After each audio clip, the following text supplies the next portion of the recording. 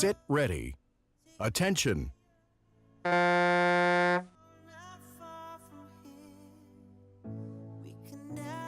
Ja ka siin õnnestus suurepäraselt see start. Keda siin vaadata? No kindlasti tasub silma peal hoida võistlejal number 13, kelleks on mullune vanusegrupi võitja Aivar Jürgenson ja kõige selle jutu tõestuseks ongi Aivar võtnud nõuks stardist ka kõige väledamalt välja minna. No võib öelda, piltlikult öeldes, et see starditsoon kestab vast nii esimene 200 meetrit, siis lastakse pigem võib-olla ka natukene tempot alla, starditõmbed on kiiremad ja minuti tempo tõuseb ka selle võrra, aga jah, kui 200 meetrit on sõidetud, siis sisenetakse juba distantsi sinna nii-öelda põhiossa ja kõige võib-olla keerulisemad momendid, nagu mitu korda oleme ka siin rääkinud, see muidugi on individuaalne, aga just see viimane 300-200 meetrit, et need panevad võistlejad tavaliselt kõige rohkem proovile, eriti kui ka esimeses pooles on väga tugevalt pingutatud.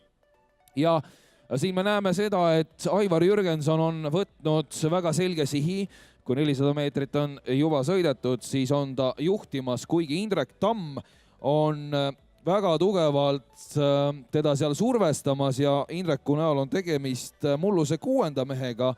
Tema finiši resultaadiks oli toona 3.03,6 ja ega Indrek Tamm ei tee nüüd kindlasti siin Aivar Jürgensoni mulluse võitja elu kergeks, kuigi vaatan, et see vahe ikkagi nüüd hakkab natukene sealt revenema ja Aivar Jürgenson on juhtimas Indrek Tamme ees sellise 8-10 meetriga.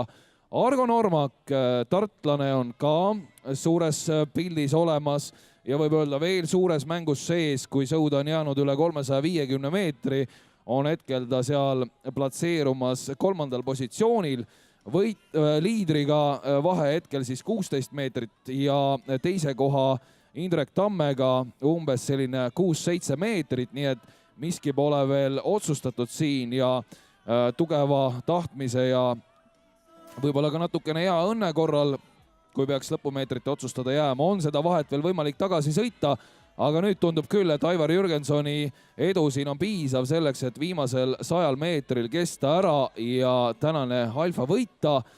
Ja samamoodi kas Indrek Tamm, kes väga tugevalt seal Jürgensonile eelnevalt konkurentsi pakkus, suudab oma positsiooni kaitsta ja mulle tundub küll, et suudab, kuigi see vahe on hakanud suurenema ja jälitajad tulevad sealt 3.-4. positsioonid veidi lähemale, on siiski jõujooned paigas ja palju õnne Aivar Jürgensonile. 2.59 tema tulemus, see on väga hea aeg ja mullu oli see aeg muuseas veel parem, 2.57,5, aga vanust on juurde tulnud ja võib-olla pole ka vorm nii hea, nii et see 1,5 sekundit, no see võib olla ka natukene selline tinglik.